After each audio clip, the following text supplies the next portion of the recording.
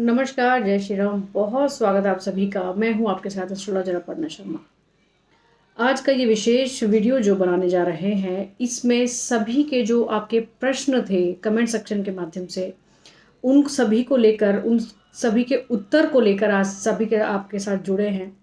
बहुत से ऐसे प्रश्न जो आप सभी के मन में उठ रहे हैं, उनकी उन शंकाओं का समाधान आज लेकर आपके सामने उपस्थित है। श्राद्ध पक्ष क्योंकि चल रहा है और ये कुछ ऐसी बातें आज हम डिस्कस करेंगे जो शायद ही पहले आपने कभी सुनी होंगी, या इस बारे में आपके जो मन में प्रश्न उठे होंगे उनका उत्तर आपको सही तरीके से मिल पाया होगा। क्योंकि ये जानकारी ना केवल इस वर्ष के श्राद्ध पक्ष के लिए है, बल्कि आने वाले और बहुत ऐसे मौके आपको मिलेंगे। बहुत अभी तो आगे जीवन है जिसमें आपको श्राद्ध पक्ष में बहुत सी कुछ ऐसी चीज़ों को करने का मौका मिलेगा। तो ये सारी जानकारी का होना बेहद ज़रूरी है। कुछ ऐसी बेसिक चीज़ें जिनका हमें पता हो, तभी हम अपने पितरों को प्रसन्न कर सकते हैं और उनके आशीर्वाद को प्राप्त कर सकते हैं। क्यों ज़रूरी है पितरों का आशीर्वाद लेना, क्यों ये श्राद्ध किया जाता है, कब से ये परंपराएं शुरू हुई हैं, कैसा भोजन बनाए, कैसे परोसे, कैसे क्या कुछ चीज़ों को करना है, सभी प्रश्नों को आज लेकर सभी बातें करेंगे। आप लेकिन ज़रूर शेयर ज़रूर करें इस वीडियो को, क्योंकि बहुत ऐसे हमारे प्रिय बंधु बांधव हैं जो कि नहीं जानते कि किस प्रकार से चीज़ों को किया जाना चाहिए। सबसे पहले आपको एक बात बहुत अच्छे से मैं क्लियर कर दूं कि पितृ, जो हमारे परिवारों के जो पितृ रहते हैं, इन सभी में इतनी शक्ति और इतनी पावर होती है कि अगर ये आपको आशीर्वाद दें, यानी कि एक परिवार की अगर हम बात करते हैं कि प्रत्येक परिवार के जो अपने पितृ हैं, वो यदि अपने परिवार पर प्रसन्न रहते हैं, उनका आशीर्वाद, उनकी छाया रहती है, तो पूरा परिवार सुखी रहता है, संपन्न रहता है। कोई ना कोई एक कवच की तरह से वो काम करते हैं। और यदि इसका उल्टा अगर हम लेकर चलें, तो शायद देवता भी अपनी कृपा उस परिवार पर नहीं रख पाते अगर उस परिवार के पितृ प्रसन्न नहीं हैं। इस छोटी सी बात में आप बहुत कुछ समझिए कि कितनी पावर इनमें होती है और क्यों हमें इनको प्रसन्न रखना है। तो बहुत जल्दी से शुरू करते हैं कि वीडियो बहुत लंबा ना हो जाए, क्योंकि प्रश्न भी आपके काफ़ी हैं। तो सबसे पहले एक पहला प्रश्न लेते हैं, जिसमें पूछा गया कि कैसा भोजन बनाया जाए। इसके साथ साथ एक और प्रश्न है जिसको मैं समझती हूँ कि पहले ले लिया जाए। और ये एक प्रश्न पूछा गया कि कैसे ये श्राद्ध परंपरा जो है वो शुरू हुई, कब हमें इस चीज़ों को बताया गया कि हमें ये कार्य करने चाहिए, पितरों के निमित्त हमें कुछ दान इत्यादि या ब्राह्मण भोजन कराना चाहिए। बहुत ही बढ़िया सा क्वेश्चन है, जिसमें कि बहुत ऐसी हमारी शंकाएं दूर होंगी कि क्यों करना है। देखिए, वैसे तो आदिकाल से ये परंपराएं चलती आ रही हैं कि अपने पितरों के निमित्त हमें कुछ दान इत्यादि करना चाहिए, उनकी आत्मा की शांति के लिए, उनकी प्रसन्नता के लिए ये सब करना चाहिए। इसके लेकिन दो और बड़े रीज़न हैं।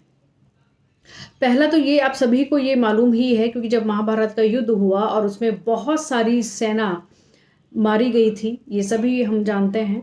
और कितनी सेना थी, और कृष्ण जी के कहने पर ही, जो भगवान श्री कृष्ण हैं, उन्होंने जब गीता का उपदेश दिया, वो सभी को हम आज फॉलो करते हैं। और उन्हीं ने ही यही बात बोली कि जितने भी सैनिक मारे गए हैं, या जितने भी राजा, जितने भी योद्धा, जितने भी लोग इस युद्ध में मारे गए हैं, उन सभी का तर्पण होना बेहद ज़रूरी है। क्योंकि ये कुरुक्षेत्र में हुआ था युद्ध, और उसी के साथ जो पृथुदक तीर्थ है, जिसको आज हम पिहोवा के नाम से जानते हैं, और वहाँ पर उन सभी महाभारत के जो भी योद्धा थे, जो भी सैनिक थे, जो भी मारे गए थे, उन सभी का तर्पण, दान पिंड इत्यादि सब कुछ किया गया। तो भगवान श्री कृष्ण ने इस बात को कहा है, तो आप और मैं तो, हम तो क्या ही कहेंगे। दूसरी एक और जो एक कथा आती है, उसमें दो ऋषियों का जिक्र होता है, जिसमें कि जिनका नाम है जरत कारु और अगस्त्य ऋषि। अगस्त्य ऋषि के बारे में हमने बहुत बार सुना हुआ है। जगत कारु और अगस्त्य ऋषि, ये दो ऐसे ऋषि हुए जिन्होंने विवाह नहीं किया, जो कि कुंवारे थे। और ऐसे में क्या हुआ कि एक समय एक इन दोनों को ही स्वप्न में इनके पितृ जो हैं वो नजर आने लगे, और थोड़ी बुरी हालत में, बुरी कंडीशन में नजर आने लगे, और इनको कुछ प्रताड़ना देने लगे, कुछ बुरा भला कहना या किसी तरह से परेशान करना, और ये कुछ समय तक सिलसिला चलता रहा। अब इनको इस बात का भय रहा कि अगर हमारे पितृ हमें नजर आते हैं और वो थोड़ी सी हम पर क्रोधित हैं, या किसी भी तरह से उनका जो है आशीर्वाद नहीं है हम पर, और बुरे तरह से हमें सपने में दिखाई देते हैं, बुरी हालत में है, तो क्या किया जाए। तब से जब इनको ये खुद से आभास हुआ, क्योंकि ये ऋषि मुनि थे, क्योंकि ये योग साधना ध्यान इत्यादि में ये इनका रहना होता था, तो इनको ये खुद से आभास हुआ कि इनको अपने पितरों का तर्पण या उनके प्रति कोई भी दान जरूर करना चाहिए। और जब इन्होंने इस कार्य को किया तब से इनको ऐसा कुछ भी आभास नहीं हुआ पितरों के तरफ से, और उनके पितृ प्रसन्न हुए और इन्होंने शांति प्राप्त की। अब इन एक बात जरूर क्लियर होती है, इनको भी ये बात का आभास जरूर हो गया कि जैसे हमने अपने पितरों का तर्पण किया, पिंड दान किया, वैसे ही हमारा करना भी तो जरूरी है। कौन करेगा? मृत्यु के बाद आप खुद तो कर नहीं सकते, जो भी आपके वंशज हैं, जो भी आपके पुत्र हैं, पौत्र हैं, वही इस कार्य को कर सकते हैं। तो उसके बाद इन्होंने विवाह किया, पुत्र उत्पत्ति हुई, तब इन्होंने इस परंपरा को आगे बढ़ाते रहे कि पितरों के निमित्त आपको श्राद्ध, दान, पिंड इत्यादि करते रहना चाहिए, क्योंकि मृत्यु के बाद आप खुद कोई भी कार्य नहीं कर सकते। तो जब तक आप इन कार्यों को नहीं करेंगे, आपके बच्चे, आपके जो पुत्र पौत्र हैं, आपके जो वंशज हैं, जिनको आप सब कुछ देकर इस दुनिया से जाते हैं, चाहे मान सम्मान हो, बहुत सारा धन दौलत हो, प्रॉपर्टी हो, सब कुछ हो, जब तक आप नहीं करेंगे आपके बच्चे भी नहीं सीख पाएंगे।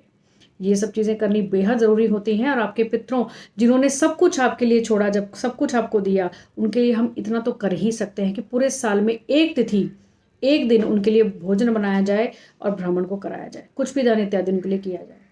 तो तब से ये परंपराएं शुरू हुई हैं, जिसके 2 लॉजिक आपको मैंने अभी दिए हैं।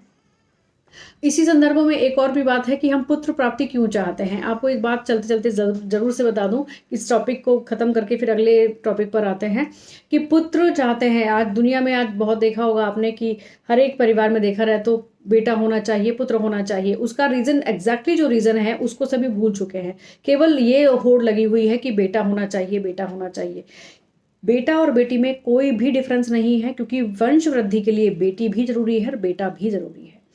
केवल एक डिफरेंस जरूर है कि बेटा जो पुत्र होता है वो पुम नामक नरक से आपको बचाता है, आपका दान इत्यादि कर कर आपके लिए जो भी पिंड इत्यादि किया जाता है, आपके लिए जो तर्पण किया जाता है, उस वजह से आप नरक से बच पाते हैं। इसके अलावा कोई भी डिफरेंस नहीं। चलिए खैर, अगला एक प्रश्न लेते हैं जिसमें पूछा गया है कि भोजन कैसे बनाए, कैसा भोजन बनाया जाना चाहिए और कैसे उसको परोसा जाए। देखिए, बड़े श्रद्धा से, भाव से जो भी दान किया जाए उसको पिंड दान कहा जाता है। और इसी श्रद्धा भाव से जो भी हम भोजन बनाएं, सबसे पहला जो भी आपके जो जिनकी तिथि आप कर रहे हैं, उनको जो भी भोजन प्रिय था, जो भी वस्तुएं, जो भी चीज़ें उनको खाने में पसंद थी, वो ज़रूर बनाइए। बहुत बार हम लोग सुनते हैं कि ये चीज़ होनी ज़रूरी है, वो चीज़ होनी ज़रूरी है। सबसे पहले ज़रूरी है उनकी मनपसंद चीज़ क्या थी। उसके बाद कुछ ऐसी चीज़ें हैं जिसको ज़रूर शामिल किया जाना चाहिए, जैसे कि कोई भी सफ़ेद चीज़, जैसे या तो खीर हो या दही के साथ कोई भी आप चीज़ को बनाएं, या साथ में आप सब्जियों की अगर हम बात करते हैं तो यहाँ पर तोरई या बीन्स एक ऐसी चीज़ है जो कि स्टेट वाइज कही जाती है। अगर मैं राजस्थान की बात खास तौर से करती हूँ तो राजस्थान में तुरई की सब्जी बनाना या जो फलियाँ, जो बीन्स होती हैं, इनकी सब्जियों को बनाना ज़्यादा ज़रूरी माना जाता है। कहीं ना कहीं अगर कुल मिलाकर कहा जाए तो ये स्टेट वाइज भी या आपके परिवार के ऊपर भी डिपेंड करता है कि किस तरह की चीज़ें ज़्यादा पसंद की जाती हैं, किस तरह का ट्रेंड आपके परिवार में है। सबसे इम्पॉर्टेंट चीज़ ये है कि उनको क्या पसंद था वो ज़रूर बनाएं। शुद्ध शाकाहारी हो, कोई मांस मदिरा इसमें नहीं होनी चाहिए, कोई लहसुन प्याज इसमें नहीं होना चाहिए, और साथ साथ में सफ़ेद चीज़ ज़रूर हो, जैसे कोई खीर हो गई, कोई भी ऐसी चीज़ें जो उनको पसंद है। जैसे सब्जियों में अगर हम परवल की बात करें जो कि प्योर वेजिटेरियन है, तो इस तरह की चीज़ें ज़रूर आप बनाएं। अब परोसे कैसे, ये भी एक चीज़ आती है। साथ साथ में जब हम खाने बनाने की बात करते हैं तो पकवान, यानी कि जो पका हुआ अन्न है, ये होना चाहिए। यदि हम भोजन ब्राह्मण को घर पर ही करा रहे हैं तो भी आप पका हुआ भोजन, यानी कि पक्का खाना जिसको हम पूरी इत्यादि कहते हैं, फ्राइड जिसको कहते हैं, वो होना चाहिए। किसी भी सब्जी इत्यादि, खीर वगैरह के साथ पूरियों का परोसना ज़रूरी है। अगर हम किसी मजबूरी से नहीं कर पाते या ब्राह्मण यदि आपको कहते हैं कि उनको पका हुआ भोजन नहीं खाना, तो आप उनको रोटी इत्यादि दे सकते हैं।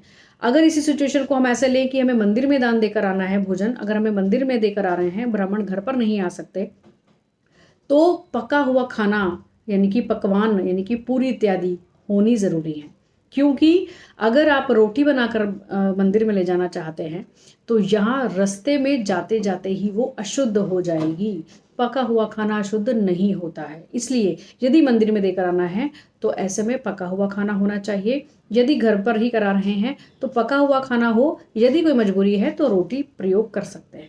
अब कैसे परोसे, किस तरह से परोसा जाए, जैसे एक शॉर्ट वीडियो में आपको मैंने पहले बताया कि कुशा का प्रयोग, कुशा के आसन पर आप ब्राह्मण देवता को बिठाएं, तब आप उनको भोजन कराएं। कुशा का आसन ना हो तो कुशा, थोड़ी सी कुशा जहाँ पर उनको बैठना है उसके नीचे वहाँ पर आप रख दें, उस आसन के ऊपर रख दें, फिर ब्राह्मण उस पर विराजमान हो। अब बर्तनों की बात आती है, कोई भी शुद्ध जो भी धातु होती हैं उनका प्रयोग किया जाना चाहिए। चांदी का प्रयोग कर सकते हैं, यदि चांदी का प्रयोग ना कर सकें तो फिर यहाँ पर पत्तल की बात आएगी।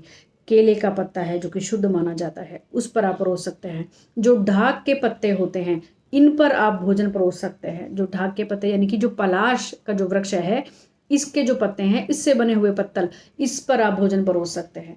लोहा या स्टील के बर्तन नहीं सही रहते। अगली बात एक और जो इम्पोर्टेंट है, एक प्रश्न ये था कि यदि हमारे पितरों ने अगला जन्म ले लिया हो, क्योंकि ये बात हमने बहुत बार सुनी हुई है कि आत्मा इस शरीर को छोड़ती है, दूसरा शरीर धारण करती है। सही बात है बिल्कुल, कि अगर हमारे पितरों ने दूसरा जन्म ले लिया हो तो क्या होगा।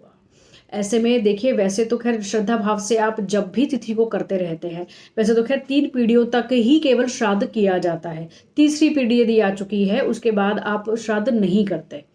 तब तक जन्म हो चुका होगा तो भी ठीक है, नहीं हो, वैसे तो खैर हो जाता है, जब पूरी क्रिया को किया जाता है तो जन्म हो जाता है।